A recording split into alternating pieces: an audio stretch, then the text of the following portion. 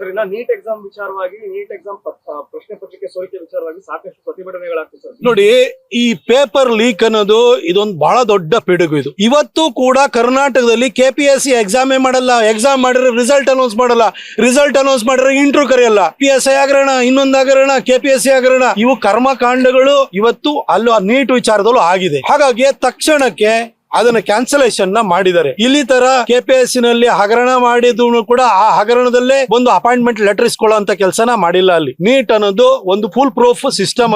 ಅದರಲ್ಲಿ ಸಾಮಾನ್ಯದವರಿಗೂ ಕೂಡ ಎಲ್ಲಿ ಬೇಕಾದ್ರೂ ಅಲ್ಲಿ ಕಾಲೇಜ್ಗಳಲ್ಲಿ ಅವ್ರು ಆಪ್ಟ್ ಮಾಡಿದಂತ ಕಾಲೇಜಲ್ಲಿ ಪಡ್ಕೊಳ್ಳೋದಕ್ಕೆ ಮೆರಿಟ್ ಅಲ್ಲಿ ಅವರಿಗೆ ಅವಕಾಶ ಇದೆ ಅಂತ ಒಂದು ಒಳ್ಳೆ ವ್ಯವಸ್ಥೆ 2016ರಲ್ಲೇ ಬಂದಿದೆ. ಅದು ಚೆನ್ನಾಗಿ ನಡ್ಕೊಂಡು ಬರ್ತಾ ಇದೆ. ಈ ವರ್ಷ ಪೇಪರ್ ಲೀಕ್ ಇದು ಬಹಳ ಜನ ಒಳಗಡೆ ಇನ್ಸೈಡರ್ಸ್ ಇರ್ಬೋದು, ಅದ್ರೊಳಗಡೆ ಫೋಲ್ ಪ್ಲೇಗಳಾಗ್ಬೋದು, ಆಗ್ತವೆ ಇವು. ಆದ್ರೆ ಅದಾಗಿದೆ ಅನ್ನೋದು ಮುಚ್ಚಾಕ್ಬಿಟ್ಟು ರಿಸಲ್ಟ್ ಅನೌನ್ಸ್ ಮಾಡಕ್ ಹೋಗಿಲ್ಲ. ಅದನ್ನ ಕ್ಯಾನ್ಸಲೇಷನ್ ಮಾಡಿದ್ದಾರೆ. ಇನ್ ಮುಂದೆ ಸೂಕ್ತವಾದ ಕ್ರಮ ಕೈಗೊಂಡು ಖಂಡಿತ ಪ್ರತಿಭಾನ್ವಿತ ವಿದ್ಯಾರ್ಥಿಗಳಿದ್ದಾರೆ, ಅವ್ರಿಗೆ ಯಾರಿಗೂ ಕೂಡ ಅನ್ಯಾಯ ಆಗದಾಗೆ ನೋಡ್ಕೊಳ್ತಾರೆ ಮೋದಿಯವರು ಅಂತ ನನಗೆ ವಿಶ್ವಾಸ ಇದೆ.